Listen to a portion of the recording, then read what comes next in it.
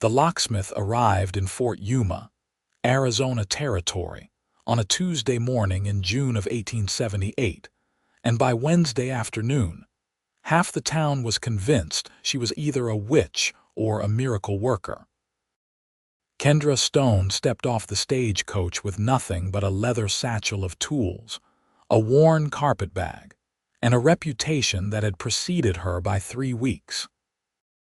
She was 22 years old, with copper-colored hair that she kept pinned beneath a practical felt hat, and hands that moved with the precision of a watchmaker when she worked her trade.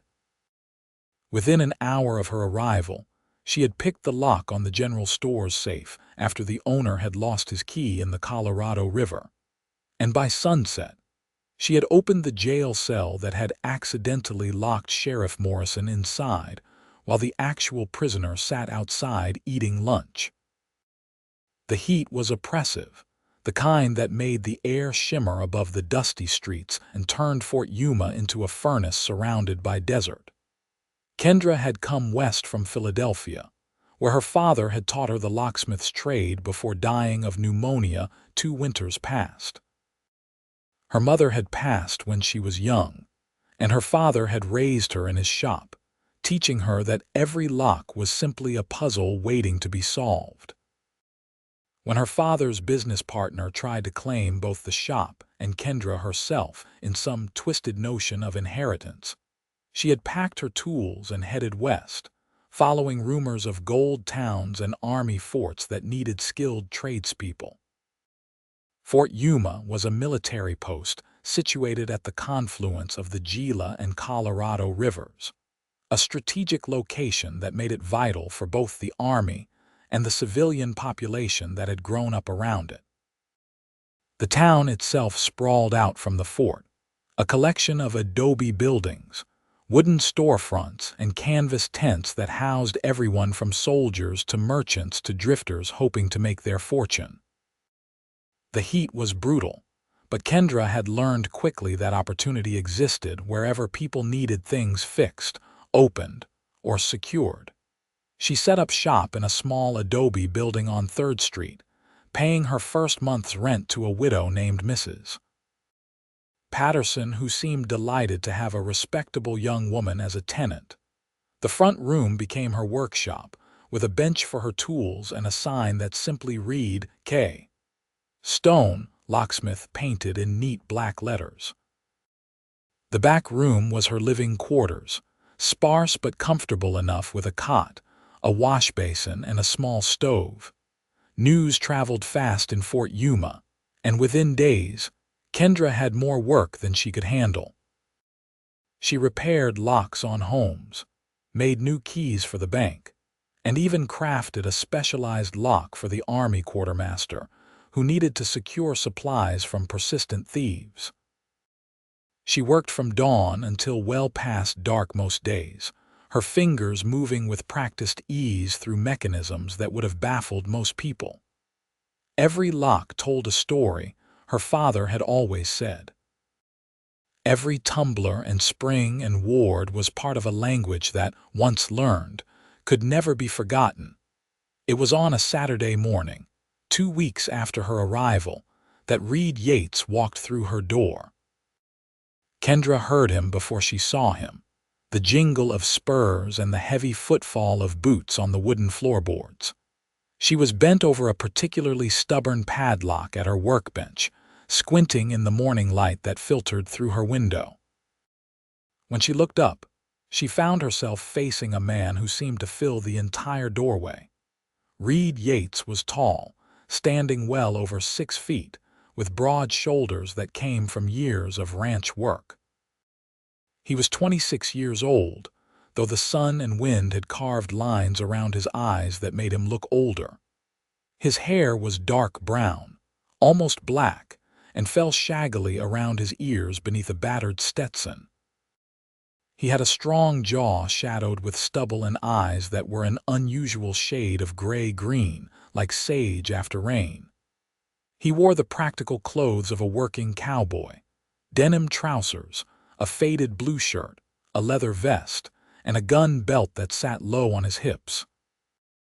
Everything about him spoke of hard work and long days under the brutal Arizona sun. "You the locksmith?" His voice was deep, with a slight drawl that suggested he had grown up somewhere in Texas. "I am." Kendra set down her tools and wiped her hands on her apron. "What can I do for you?" Reed removed his hat, revealing hair pressed flat from the band. "Got a problem out at my ranch. Lock on my father's old desk. He passed 3 months back and I need to get into it. Papers and such. The key's gone missing and I have been trying to get it open without breaking the desk apart." "Where's your ranch?" "About 8 miles east of here, up along the Gila River. Place called the Double Y. It is not much, but it is mine now." There was something in his voice when he said that, a mixture of pride and grief that Kendra recognized. She had heard that same tone in her own voice when she talked about her father's shop. "I can come out tomorrow morning if that suits you. I will need to bring my tools and depending on the lock, it might take some time." Reed nodded slowly. "I can pay, not a lot, but fair. Fair is all I ask."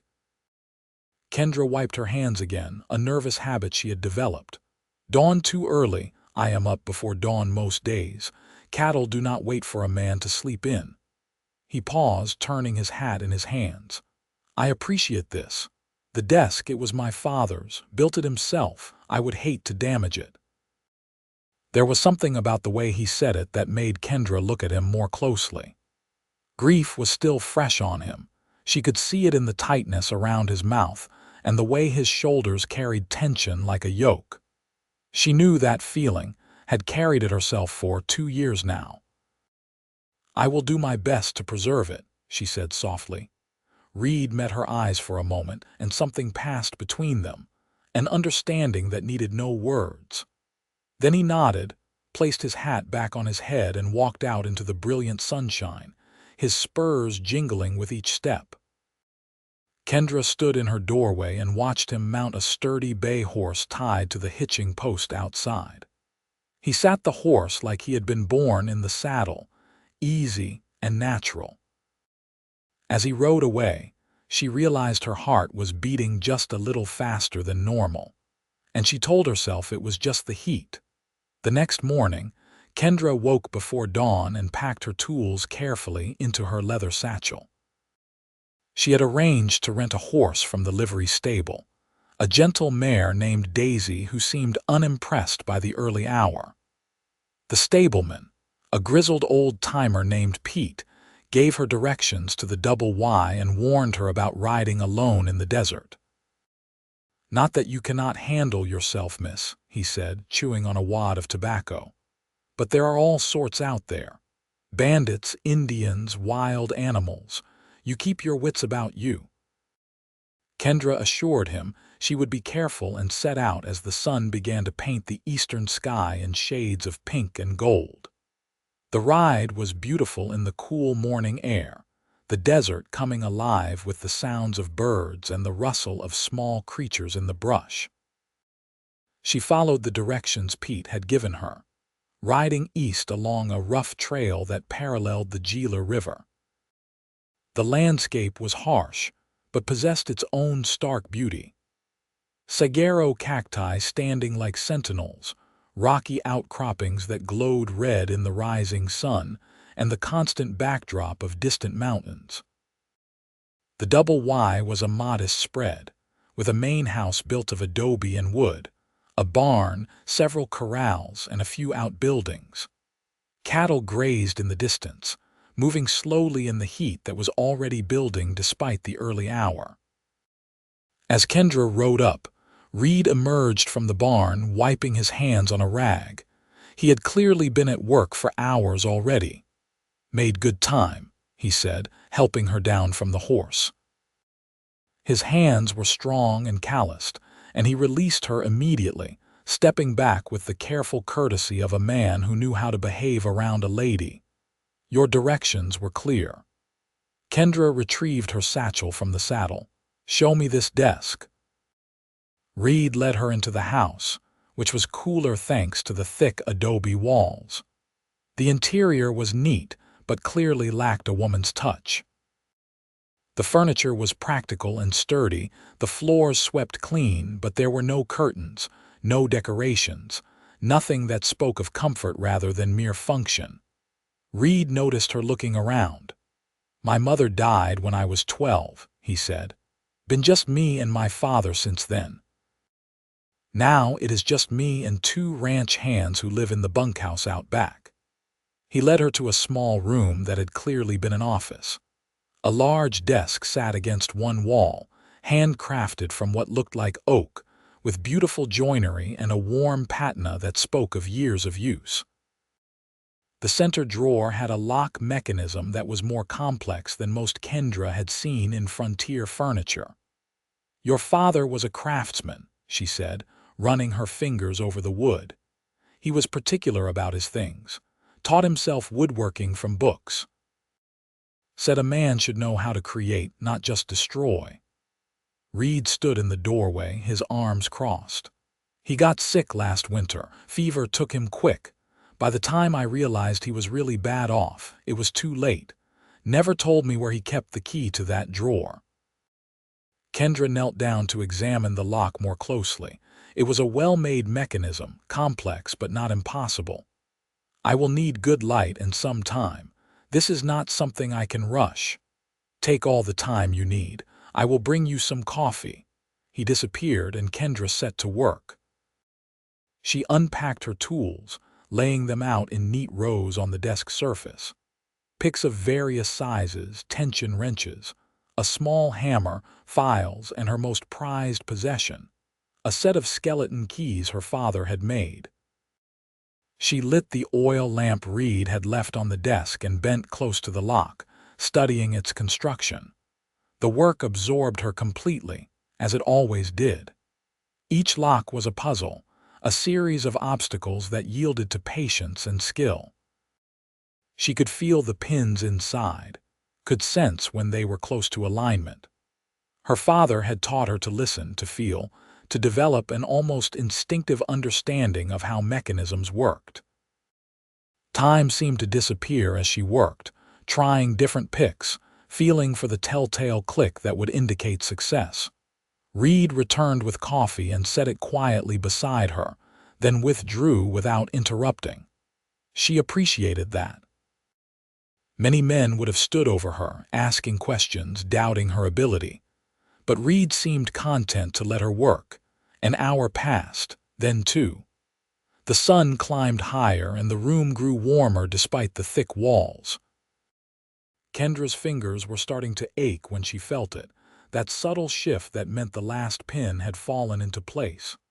She turned the tension wrench gently, and the lock clicked open with a sound that was deeply satisfying. "Got it," she called out. Reed appeared immediately, as if he had been waiting just outside. Kendra slid the drawer open, revealing a stack of papers, a small leather pouch, and an envelope with Reed's name written on it in a careful hand. Reed stared at the contents for a long moment, then reached for the envelope with a hand that trembled slightly. He broke the seal and unfolded the pages inside, his eyes moving across the words his father had written. Kendra stood and moved away, giving him privacy, walking to the window to look out at the desert landscape. She heard him take a shaky breath behind her, and when she turned, she saw tears tracking down his weathered face. He made no move to wipe them away, just stood there reading his father's last words. "He wrote this when he knew he was dying," Reed said, his voice rough. "Tells me he is proud of me. Says the ranch is mine free and clear, no debts. Tells me where he buried some money he had been saving. Says." He paused, swallowing hard. "Says he knows I will find a good woman someday and that I should not wait too long to live my life." Kendra felt her own throat tighten. "He sounds like he was a good man. He was the best man I ever knew." Reed carefully refolded the letter and tucked it into his shirt pocket, close to his heart. "I have been carrying around this weight, feeling like I failed him somehow. But reading this, knowing he was proud of me, it helps." He finally wiped his eyes with the back of his hand, then looked at Kendra with an expression she could not quite read. "You did not just open a lock today. You opened something I have been keeping shut up inside since he died. I do not even know how to thank you proper." "You do not need to thank me. I just did my job." "No." Reed shook his head. "It was more than that, and we both know it." They stood there for a moment, the air between them charged with something neither of them was quite ready to name. Then Reed cleared his throat and gestured toward the front of the house. "Let me pay you, and then I insist you stay for lunch. It is not much, just stew from yesterday, but it is hot and edible. You came all this way, and it is getting toward noon. Too hot to ride back just yet anyway." Kendra knew she should probably decline, should maintain the professional distance between herself and a client. But something about Reed Yates made her want to stay, want to know more about the man who cried over his father's words and ran a ranch by himself in the brutal Arizona desert. "Stew sounds good," she heard herself say. Reed's face broke into a genuine smile, the first she had seen from him, and it transformed his features from merely handsome to something that made her heart skip. "Good, come on then." He led her to the kitchen, where he ladled out generous portions of beef stew into tin bowls. They sat at a rough wooden table, and Kendra was surprised to find that the stew was actually quite good, rich and flavorful with chunks of meat and vegetables. "You cook this yourself?" she asked. "Had to learn after Ma died. Pa tried, but he was terrible at it, burned everything. So I took over kitchen duties when I was about 13, got pretty good at a few dishes." He took a bite, chewing thoughtfully. "What about you? How did you end up being a locksmith?" "Never met a woman in the trade before." Kendra told him about her father, about growing up in his shop in Philadelphia, about learning the trade at his side. She told him about her father's death and her decision to head west, though she left out the part about his business partner. Some stories were too raw to share over a first meal. Reed listened intently, asking questions that showed he was really hearing her, not just waiting for his turn to talk. He told her about growing up on the ranch, about his mother's death, and how he and his father had learned to rely on each other. He talked about the challenges of running cattle in the desert, the constant battle against heat and drought and predators both animal and human. "There are rustlers working this area," he said. "Lost about 20 head last month. That is part of why I needed to get into that desk. I need to know exactly what our finances are, what cattle we have registered. Cannot afford to lose much more." "Have you reported it to the sheriff?" "Sheriff Morrison knows, but there is only so much he can do. His jurisdiction is mostly the town. Out here, we are on our own for the most part. Me and my hands, we have been riding the property line more regular, keeping watch, but it is a lot of ground to cover with just 3 men." They talked through the meal and into the afternoon, the conversation flowing easily between them. Kendra found herself relaxing in a way she had not since leaving Philadelphia. There was something about Reed that felt safe, solid, like he was a man who said what he meant and meant what he said. Eventually, though, she knew she needed to head back before the heat got too oppressive for the ride. Reed walked her out to where Daisy was waiting in the shade of the barn, already saddled and ready. "I appreciate you coming all the way out here," Reed said as he helped her mount. "What do I owe you?" Kendra named her standard fee, and Reed paid it without complaint, counting out the coins into her hand. But as she tucked the money away, he looked up at her with an expression that was almost hesitant. "Would you maybe want to have dinner sometime? In town, I mean. There is a restaurant, the Desert Rose, that serves decent food. I could come into town Saturday evening if you are free." Kendra's heart did that skipping thing again. "I would like that." Reed's smile was like sunrise. "Saturday evening then, about 6. 6 is good." She rode back to Fort Yuma with the afternoon sun beating down on her shoulders and a feeling in her chest that was equal parts excitement and terror. She had not thought about romance when she came west. Her focus had been on survival, on building a new life for herself. But Reed Yates had somehow slipped past her defenses with his grief and his honesty, and that smile that made her feel like she was the only person in the world. Saturday evening could not come fast enough and came far too quickly all at the same time.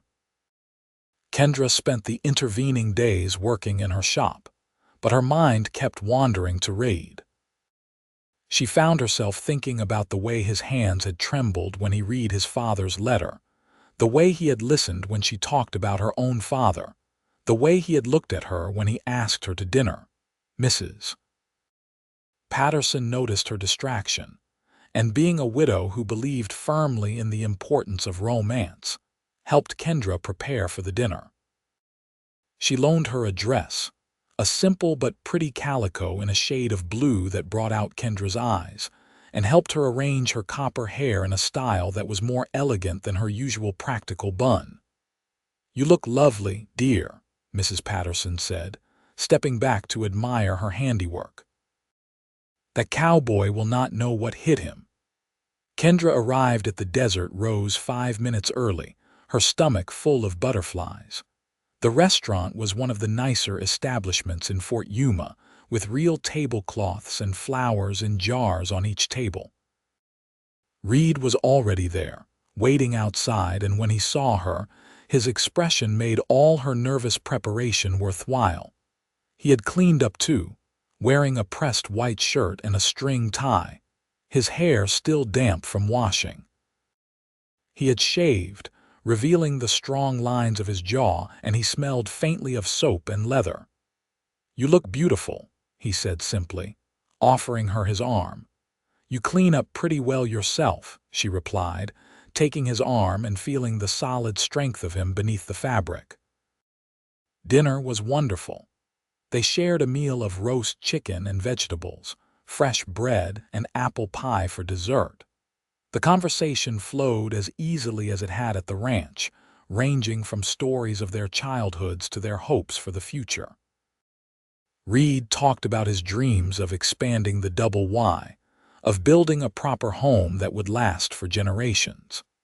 Kendra found herself talking about her desire to eventually open a proper locksmith shop, maybe even take on an apprentice someday. "I never thought about it before," Reed said thoughtfully. "But locks are kind of like trust, are they not? You are trusting a mechanism to keep things safe, to protect what is valuable. And when that mechanism fails, you need someone who understands how to restore that protection." "That is exactly it," Kendra said, impressed by his insight. "My father used to say that being a locksmith was about more than metal and pins. It was about understanding that what we protected might be more valuable than gold. Sometimes it is memories, like your father's letter. Sometimes it is safety. Sometimes it is just peace of mind." Reed reached across the table and took her hand, his calloused fingers gentle around hers. "I am glad you came to Fort Yuma, Kendra Stone." "So am I," she whispered. That first dinner led to more. Reed began coming into town regularly, always finding excuses to visit her shop. Sometimes he brought things that actually needed fixing, a broken lock or a key that needed duplicating. Sometimes he just brought lunch, spreading out a simple meal on her workbench while they talked through the midday heat. Kendra found herself looking forward to his visits, found her heart lifting every time she heard spurs jingling outside her door. She visited the ranch several more times too, sometimes for legitimate work, but increasingly just to see him. Reed showed her around his property, taught her about cattle and horses, introduced her to his ranch hands, two brothers named Miguel and Carlos who treated their boss with obvious respect and affection. 6 weeks after their first dinner, Reed kissed her for the first time. They were standing by the Gila River on his property, watching the sunset paint the sky in impossible colors. The heat of the day was finally breaking, and a slight breeze rustled through the cottonwood trees along the riverbank. "Kendra," Reed said softly, turning to face her. "I know we have not known each other long, but I cannot stop thinking about you. When I am working, when I am riding, when I am lying awake at night, you are always there in my mind." "I think about you too," she admitted, her heart pounding. "All the time." He cupped her face in his hands, his touch gentle despite the roughness of his palms. "Can I kiss you?" Instead of answering, she rose on her toes and pressed her lips to his. The kiss was soft at first, tentative, then deepened as Reed pulled her closer. Kendra felt like something inside her was unlocking, a part of herself she had kept closed since her father's death. Reed was not just opening her heart, he was showing her that it was safe to love again, safe to hope for a future that included more than just work and survival. They stood there as the sun sank below the horizon, holding each other in the gathering twilight, and Kendra knew with absolute certainty that she was falling in love with Reed Yates. But life in the Arizona territory was never simple, and happiness was often fleeting. 2 weeks after that first kiss, trouble arrived at the Double Y in the form of rustlers who were bolder than most. Kendra had stayed late at the ranch that evening, having dinner with Reed and his hands. She had been planning to ride back to town, but Reed had convinced her to stay in the spare room, arguing that the trail was too dangerous after dark. She had just settled into bed when she heard shouting from outside, followed by the sharp crack of gunfire. She rushed to the window and saw men on horseback driving cattle away from the ranch while Reed and his hands tried to stop them. There were at least 6 rustlers, maybe more, and they were armed and dangerous. Reed was firing his rifle, trying to turn the cattle back, but he was outnumbered. Kendra did not stop to think. She grabbed her riding boots, pulled them on over her nightgown, and ran outside. She could not shoot, had never learned, but she could ride. She sprinted to the barn, saddled Reed's fastest horse, a gray gelding named Storm, and rode straight into the chaos. "Get back!" Reed shouted when he saw her, his face a mask of fear and fury. "Kendra, get back to the house!" But she ignored him, riding toward the cattle and shouting, waving her arms to try and turn them. The rustlers had not expected another rider, and her sudden appearance caused confusion in their ranks. Miguel and Carlos took advantage of the distraction, driving forward and managing to turn about half the herd back toward the ranch. A gunshot cracked close by, and Storm reared. Kendra clung to the saddle, her heart in her throat, as the horse came back down. She saw one of the rustlers bearing down on her, his gun raised, and knew with cold certainty that she had made a terrible mistake. Then Reed was there, his horse slamming into the rustler's mount, sending both animals staggering. Reed grabbed the man's gun arm and they struggled for control of the weapon. Kendra watched in horror as they grappled, both men trying to overpower the other. The gun went off, the sound deafening in the night air. For a moment, everything seemed to freeze. Then the rustler slumped in his saddle and Reed pushed him to the ground. The other rustlers, seeing their companion fall and realizing they had lost the element of surprise, abandoned their attempt and fled into the darkness, leaving behind about 30 head of cattle that Miguel and Carlos were already rounding up. Reed wheeled his horse toward Kendra, his face pale in the moonlight. "Are you hurt? Did they hit you?" "I am fine," she managed, though she was shaking so hard she could barely hold the reins. "Are you hurt?" He did not answer, just rode to her side and pulled her from Storm onto his own horse, holding her so tight she could barely breathe. She could feel his heart hammering against her back, could feel the tremors running through his body. "Do not ever do that again," he said into her hair, his voice rough with emotion. "When I saw you ride out there, when I heard that shot, I thought my heart would stop. I cannot lose you, Kendra. I just found you." They stayed like that for a long moment while Miguel and Carlos secured the cattle and checked on the fallen rustler. The man was alive but badly wounded, shot through the shoulder. They tied him up and sent Carlos to fetch the sheriff while Miguel stood guard. Reed finally released Kendra enough to look at her face, his hands framing her cheeks. "You are the bravest, most foolish woman I have ever met. What were you thinking?" "I was thinking you needed help," she said, her own voice shaking. "I was thinking I could not just hide while you fought. I was thinking that I love you and I was not going to let anything happen to you if I could prevent it." His eyes widened. "You love me."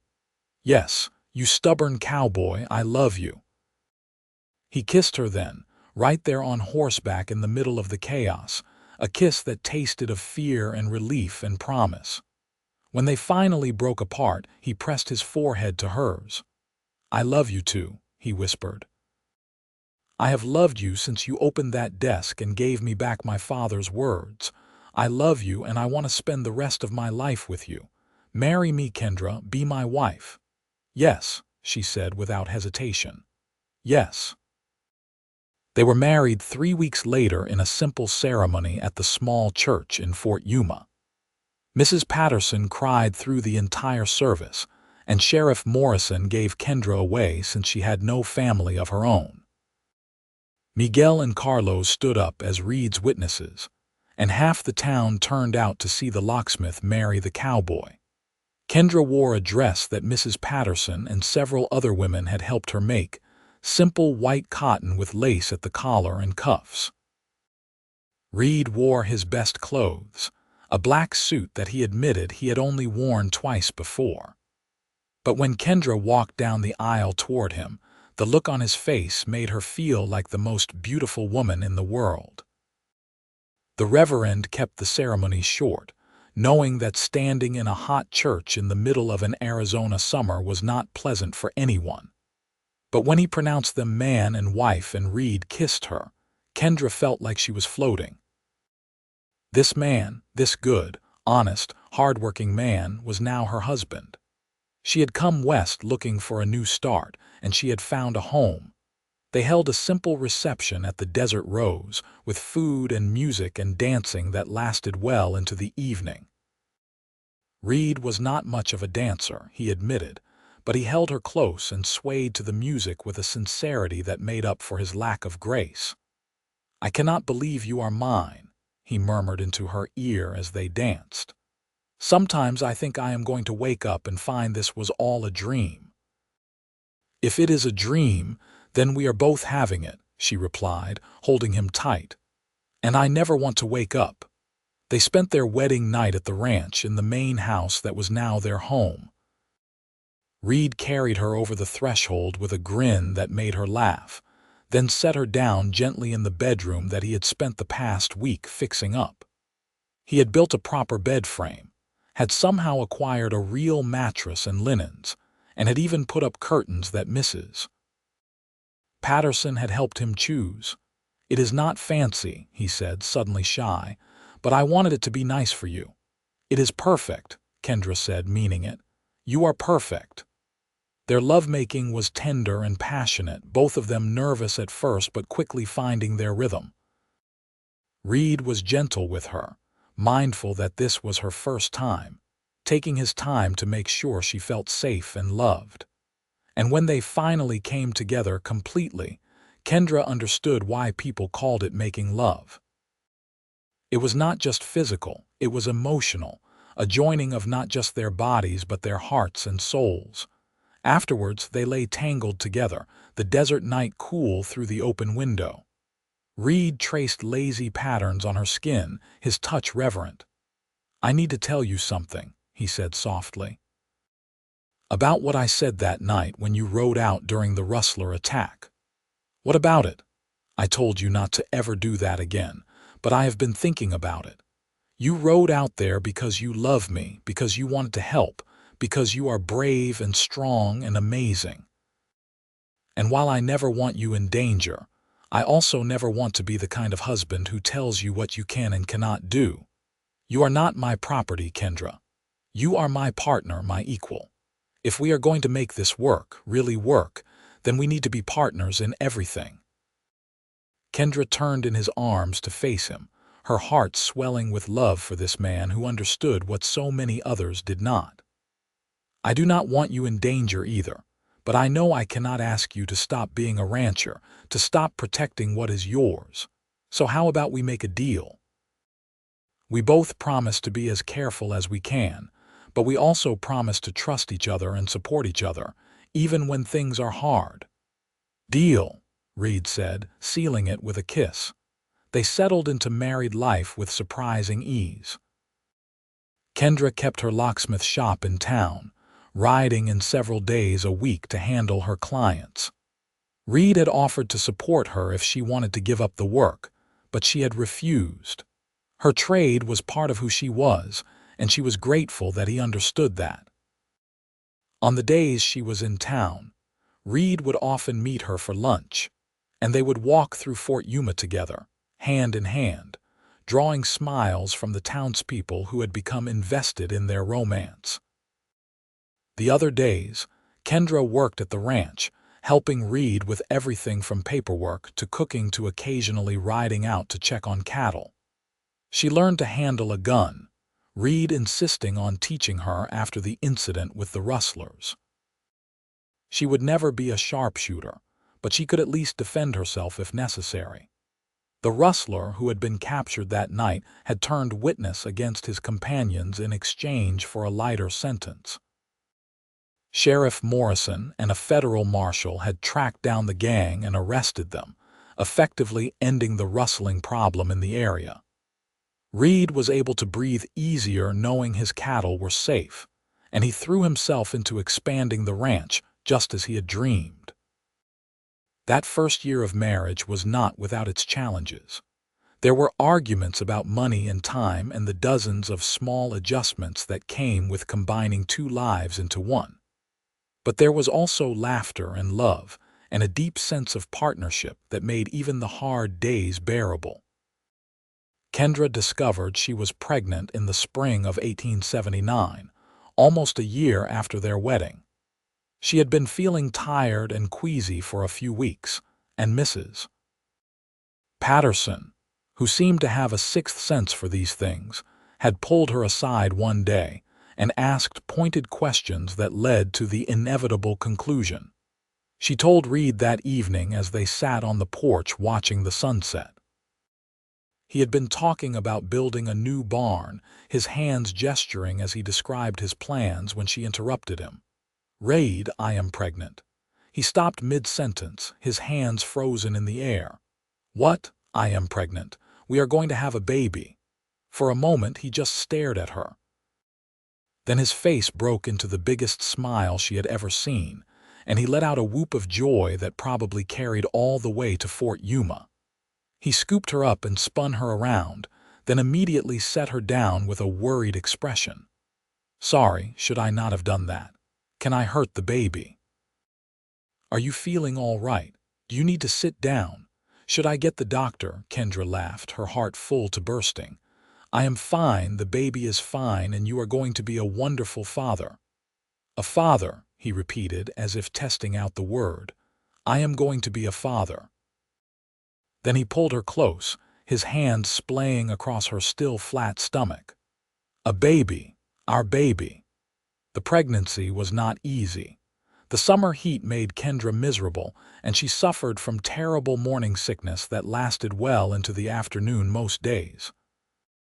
But Reed was attentive and caring, taking on extra chores so she could rest, cooking meals that would not upset her stomach, and holding her when she was frustrated and uncomfortable. Mrs. Patterson was a godsend, providing advice and support that Kendra desperately needed without her mother. The older woman helped her sew baby clothes and prepare the small room off the master bedroom as a nursery. Reed built a cradle with his own hands, working on it in secret in the barn and presenting it to Kendra with such pride that she cried. Their son was born on a cold January night in 1880, arriving 3 weeks early and in a hurry. Kendra's labor was short but intense, with Mrs. Patterson and the doctor attending while Reed paced outside, wearing a path in the dirt. When he finally heard the baby's first cry, he burst through the door despite Mrs. Patterson's protests about propriety. "You have a son," the doctor said, handing the squirming bundle to Kendra. Reed dropped to his knees beside the bed, his eyes fixed on the tiny face peeking out from the blanket. "A son," he breathed. "We have a son." They named him Thomas after Reed's father, and he was perfect. He had his father's dark hair and his mother's copper-colored eyes, and from the moment he entered the world, he had both his parents completely wrapped around his tiny fingers. Being parents changed them both in ways they could not have anticipated. Reed became even more focused on making the ranch successful, driven by the need to provide for his family. Kendra found herself dividing her time between the baby, the ranch, and her locksmith work, sometimes feeling stretched thin but always supported by Reed, who was a devoted and hands-on father. Thomas was 6 months old when Kendra discovered she was pregnant again. She had not expected it to happen so quickly, and she worried about how they would manage 2 babies so close in age. But Reed just laughed and said they would figure it out together, the way they figured out everything. Their daughter was born in the summer of 1881, a tiny thing with her mother's copper hair and her father's gray-green eyes.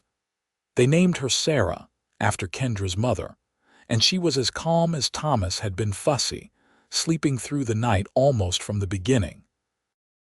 Life at the Double Y was full and chaotic and wonderful.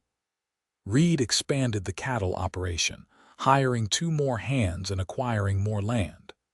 Kendra eventually opened a second locksmith shop in a town 20 miles away, leaving it in the care of a young man she had taken on as an apprentice. Money was still sometimes tight, but they always had enough, and more importantly, they had each other. The years rolled by, marked by the milestones of their children growing. Thomas took his first steps while Reed was teaching him to love the ranch, toddling after his father with determined concentration. Sarah spoke her first words early, a gift for communication that would serve her well throughout her life. They grew into bright, loving children who were equally at home in Kendra's workshop or out on the range with their father. When Thomas was 5 and Sarah was 4, Kendra found herself pregnant again. This pregnancy was harder than the first 2, leaving her exhausted and often ill. Reed hired a woman from town to help with the children and the household chores, refusing to let Kendra overwork herself. Their second son was born in the spring of 1886, and they named him James. He was a big baby, healthy and strong, with a lusty cry that announced his presence to the world. Reed was beside himself with joy, declaring that their family was now complete. The ranch continued to prosper. Reed's hard work and good instincts paid off, and the Double Y became known as one of the best cattle operations in the territory. Kendra's locksmith business also thrived, her reputation spreading throughout Arizona and into neighboring territories. She received requests from as far away as Tucson and Prescott, and while she could not always travel to those locations, she was able to send her apprentice or provide advice by letter. But more than their professional success, it was their family that mattered most. Reed and Kendra had created something beautiful together, a home filled with love and laughter and the everyday chaos of children growing up. They taught their children about hard work and honesty, about treating people with respect regardless of their station, about the importance of family and commitment. On quiet evenings, after the children were in bed, Reed and Kendra would sit on their porch and watch the desert sunset, holding hands and talking about everything and nothing. Sometimes they reminisced about that first meeting, when Reed had walked into her shop asking for help with his father's desk. "I think I fell in love with you that first day," Reed said one evening, his thumb tracing circles on the back of her hand. "The way you looked at that desk, like it was a puzzle you could not wait to solve. The way you understood why it mattered to me. I went home that day and could not stop thinking about the woman with copper hair and clever hands." "I thought you were handsome," Kendra admitted with a smile. "But it was not until you cried over your father's letter that I really saw you. You were not afraid to show emotion, to be vulnerable. That is when I knew you were someone special." "You unlocked more than a desk that day," Reed said softly. "You unlocked my heart. I had been keeping it closed since my father died, not wanting to feel that kind of pain again. But you showed me that love was worth the risk, that opening yourself up to another person was the bravest thing you could do." Kendra leaned against his shoulder, breathing in the familiar scent of him, leather and sage and home. "We unlocked each other," she said. "And we built this life together, brick by brick, day by day. I would not change a single thing." They sat in comfortable silence as the sun sank below the horizon, painting the sky in shades of orange and pink and purple. From inside the house, they could hear the faint sounds of their children settling down for sleep, Thomas reading to his younger siblings from a book of adventure stories. As Arizona prepared for statehood, bringing changes to the territory they called home, Reed and Kendra Yates faced the future with confidence and joy. Their love had started with a locked desk and a cowboy's grief, but it had grown into something strong and enduring, a partnership built on trust and respect and deep affection. The locksmith had opened many doors in her life, but the most important one had been the door to Reed's heart. And he, in turn, had opened hers, showing her that love was not a weakness but a strength, not a risk but a reward. Years continued to pass in the way they do, sometimes crawling and sometimes flying. Thomas grew into a strong young man who loved the ranch as much as his father did, learning everything Reed could teach him about cattle and land, and the responsibility that came with both. Sarah developed her mother's gift for solving puzzles and announced at age 12 that she wanted to be a locksmith too, much to Kendra's delight. James was the wild one, always climbing something or riding too fast, giving his parents gray hair but also keeping them laughing with his antics and his infectious joy. In 1892, when Thomas was 12, Reed made the decision to expand the ranch even further, purchasing the neighboring property when the owner decided to move back east. It was a risk, requiring a loan from the bank and a lot of faith, but Reed and Kendra had learned to trust each other's instincts. They signed the papers together, equal partners in every sense of the word. The expansion proved to be a wise investment. The additional land allowed them to increase their herd size and diversify their operation, adding horses to their cattle business. Thomas took particular interest in the horses, showing a gift for training that Reed encouraged. By the time he was 16, Thomas was handling most of the horse training himself, developing a reputation for quality that brought buyers from all over the territory. Sarah, true to her word, apprenticed with her mother when she turned 14. She had inherited Kendra's patience and Reed's determination, a combination that served her well in the locksmith trade. Kendra taught her everything her own father had taught her, passing down not just the technical skills but the philosophy behind them, the understanding that locks were about more than security. James, at 10 years old, was still figuring out what he wanted to do with his life. He loved the ranch but also loved visiting town, loved meeting new people and hearing their stories. Reed suspected he might end up in business or politics, someone who could talk to anyone and make them feel heard. In 1896, when Kendra was 40 years old, she received a letter that changed everything. It was from a lawyer in Philadelphia, informing her that her father's former business partner had died and left a confession in his will. The man admitted that he had stolen money from her father's business and that his attempts to claim the shop after her father's death had been illegal. The lawyer was writing to inform her that she was entitled to the value of the shop and the stolen money, plus interest. It was a substantial sum. Kendra read the letter 3 times, not quite believing it. Reed found her in her workshop, tears streaming down her face. "What is wrong?" he asked, immediately concerned. "Is someone hurt?" She handed him the letter, unable to speak. He read it quickly, his expression shifting from worry to anger to something like vindication. "That bastard," Reed said quietly. "He finally admitted what he did." He pulled Kendra into his arms. "I am sorry you had to carry that weight all these years, but at least now everyone knows the truth." "I do not even care about the money," Kendra said, her voice muffled against his chest. "I just wish my father had known. I wish he had been vindicated before he died." "He knows," Reed said firmly. "Wherever he is, he knows, and he is proud of you just like I am proud of you. You could have let what happened make you bitter, but instead, you used it as motivation to build something better. You came west and created a life, a business, a family. You won, Kendra. You won in every way that matters." They used some of the money to expand Kendra's locksmith business, opening shops in 3 more towns and training additional apprentices. They put money aside for their children's futures, whatever those might hold. And they donated a significant sum to building a proper school in Fort Yuma, knowing that education was the key to opportunity.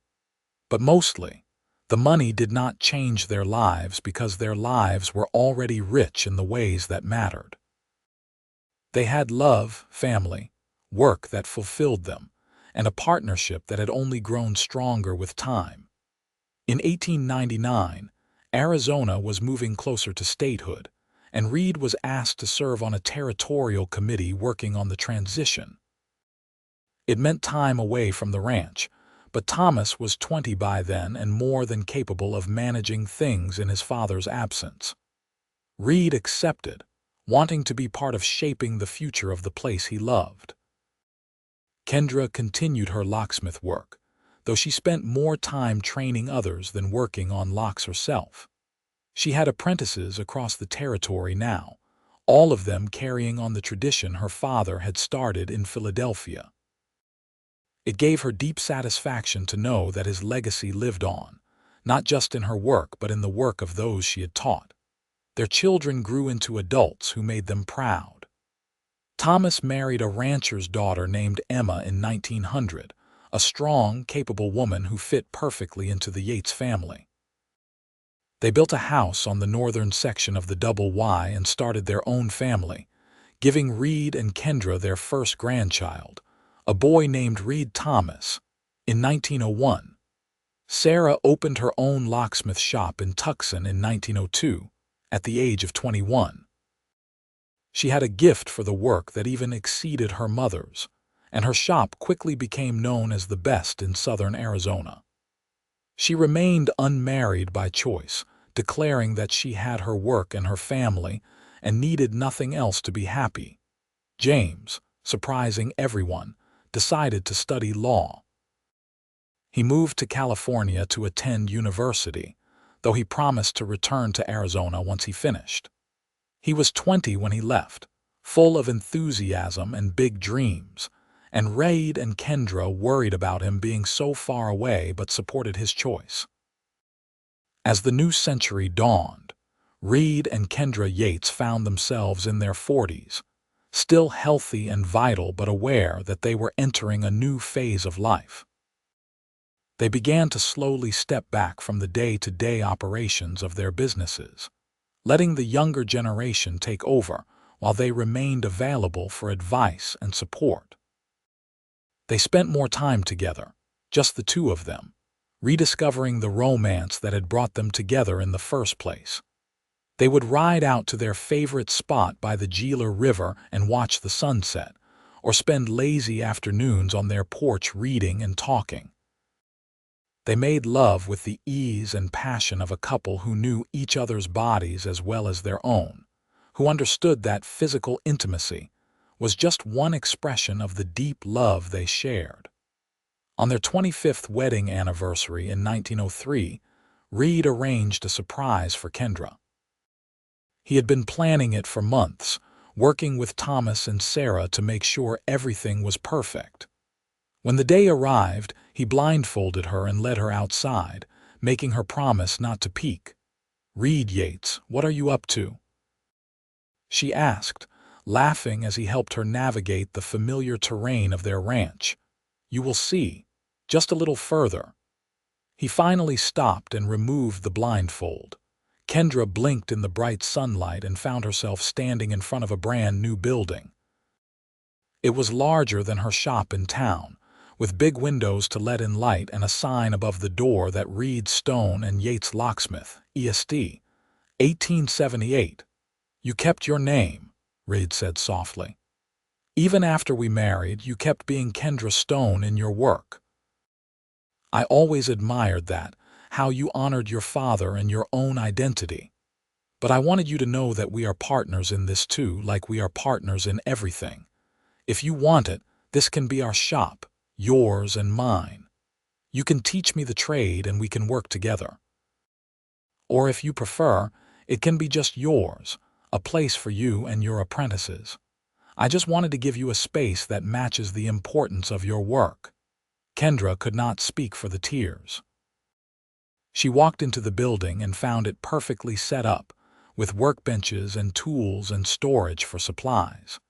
There was even a small sitting area with comfortable chairs and a wood stove for cold days. Reed had thought of everything. She turned and threw her arms around him, holding him as tight as she could. "It is perfect," she whispered. "You are perfect. I do not know how I got so lucky finding you." "I am the lucky one," Reed replied, kissing her forehead. "You saved me, Kendra. After my father died, I was drowning in grief and loneliness, and I did not even know it. Then you walked into my life and showed me that it was possible to love again, to be happy again. You unlocked my heart when I did not even know it was locked." They stood there holding each other, surrounded by the tools of Kendra's trade and the evidence of Reed's love, and marveled at the life they had built together. The years that followed were good ones. James returned from law school in 1905 and set up practice in Fort Yuma, quickly becoming known as an honest lawyer who cared more about justice than money. He married a school teacher named Alice in 1906, and they settled in town, close enough to visit regularly. Thomas and Emma had 3 more children, filling the ranch with the sound of young voices and laughter. Thomas took over full operation of the Double Y in 1907, when Reed decided it was finally time to fully retire. Reed was 51 and Kendra was 49, and they were ready to focus on enjoying their family and each other. Sarah eventually married after all, surprising everyone by falling in love with one of her apprentices, a quiet man named Daniel who understood and respected her passion for her work. They married in 1908 and ran the Tucson shop together, a partnership that mirrored Kendra and Reed's own relationship. Fort Yuma continued to grow and prosper, and when Arizona finally achieved statehood in 1912, it was a moment of celebration for everyone who had worked toward that goal. Reed and Kendra attended the ceremonies in Phoenix, proud to witness this new chapter in the territory's history. But as much as they enjoyed these public moments, their greatest joy was still in the private ones. It was in watching their grandchildren play in the yard where their own children had played. It was in working side by side in the locksmith shop, Reed having indeed learned the trade and proving to have a gift for it, despite starting so late. It was in the quiet evenings on the porch, holding hands and counting their blessings. In 1918, as the world was torn apart by war, Kendra fell ill with influenza. The pandemic that was sweeping the globe hit Fort Yuma hard, and despite their age and relative isolation, neither Kendra nor Reed was immune. Kendra's case was severe, and for days, she burned with fever while Reed refused to leave her side. Their children wanted to quarantine him, to keep him away so he would not catch the disease, but Reed refused. "I promised to love her in sickness and in health," he said firmly. "I am not leaving her now." He sat by her bedside, cooling her fever with damp cloths, helping her drink water when she could manage it, and talking to her even when she was too delirious to respond. He told her stories of their life together, reminded her of all the moments they had shared, and promised her that they still had more years ahead of them. "You remember that first day," he said, his voice hoarse from talking and worry. "When I walked into your shop, grieving my father and lost in my own pain. You looked up at me with those eyes, and I felt something shift inside me. I did not know it then, but that was the moment my life changed. You changed it. You changed me. And I need you to fight now, Kendra. I need you to come back to me because I am not ready to live without you. We have grandchildren to watch grow up. We have Sarah's wedding anniversary to celebrate next month. We have 1,000 more sunsets to watch together. So you fight, you hear me? You fight." Whether it was his words or her own strength or simply fate being kind, Kendra's fever finally broke. She woke to find Reed asleep in the chair beside her bed, his hand still holding hers, his face haggard with exhaustion and worry. She squeezed his fingers and his eyes flew open immediately. "Kendra," his voice broke on her name. "I am here," she whispered, her throat raw. "I am still here." He gathered her into his arms as gently as he could, mindful of her weakness, and she felt his tears wet on her neck. "I thought I was going to lose you," he said. "I thought this story was going to have a tragic ending after all." "Not yet," she said, mustering a smile. "We still have more chapters to write." Reed caught the influenza a few days later, but his case was milder, possibly because Kendra insisted on nursing him with the same devotion he had shown her. They recovered together, slowly regaining their strength, grateful for every day they had. The brush with death made them even more appreciative of the time they had left. They spent their days surrounded by family, watching their grandchildren grow, celebrating marriages and births, offering wisdom accumulated over decades of partnership. In 1920, they celebrated their 42nd wedding anniversary. All 3 of their children came to the ranch with their families, and they had a party that lasted until well after dark. There was food and music and dancing, and Reed and Kendra found themselves on the makeshift dance floor, swaying to a waltz the way they had at their wedding reception so many years before. "We did good, did we not?" Reed said, looking around at their assembled family. "All this, everything we built, everyone we love, we did good." "We did better than good," Kendra replied, resting her head on his shoulder. "We did extraordinary." As the years moved into the 1920s, Reed and Kendra gracefully aged together.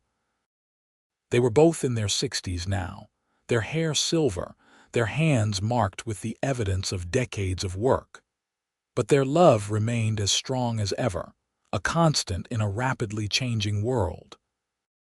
They sat on their porch most evenings, watching the desert sunset and holding hands, still finding new things to talk about after more than 4 decades together.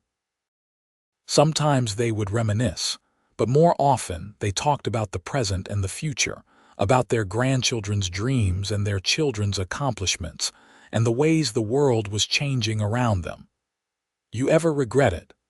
Kendra asked one evening in 1925. "Coming to get me that first time, asking me to open your father's desk, everything that came after."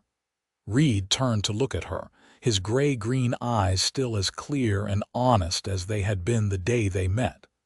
"Not for one single second. You are the best thing that ever happened to me, Kendra. Loving you has been the greatest adventure of my life. Even when I rode out during that rustler attack and nearly gave you a heart attack, even then," he grinned. "Though I maintain that you are the bravest and most foolish woman I have ever known. And you are the most stubborn and most loving man I have ever known." She leaned over and kissed him, a soft press of lips that still made her heart flutter even after all these years. "I love you, Reed Yates. I love you, Kendra Stone Yates." They sat together as the sun sank below the horizon, painting the Arizona sky in brilliant colors. From inside the house, they could hear their granddaughter playing piano, the notes drifting out through the open windows.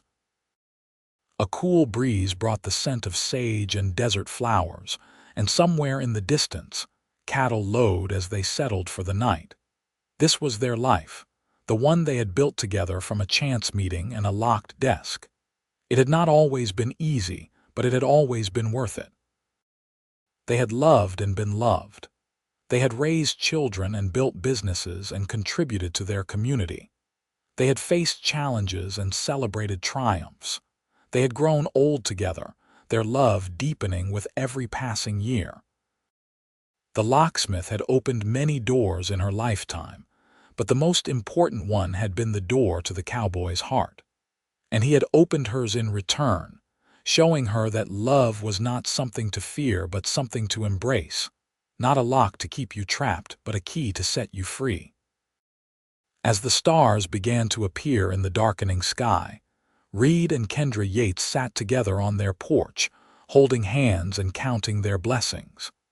They had found each other in the Arizona desert, two lonely souls who had unlocked something beautiful in each other. And that beauty had multiplied over the years, spreading through their children and grandchildren, through their work and their community, through every life they touched. It was a love story for the ages, a romance that had started with grief and grown into joy, that had weathered storms and basked in sunshine, that had proven stronger than any challenge fate could throw at it. The locksmith and the cowboy, partners in life and love, had created something that would endure long after they were gone. Their story was one of hope and healing, of two people who had unlocked each other's hearts and built a life together in the wild and beautiful landscape of the American West. It was a story of love that conquered all, of partnership that exemplified equality, of a romance that grew deeper and stronger with each passing year. And on that evening in 1925, as they sat together watching the stars emerge, Reed and Kendra knew that their story, while it would someday end, had been perfect in every way that mattered. They had loved fully, lived richly, and created a legacy that would continue through the generations to come. The desert wind whispered through the cottonwoods, carrying with it the promise of tomorrow. And Reed and Kendra Yates held each other close, grateful for every moment they had shared and every moment still to come.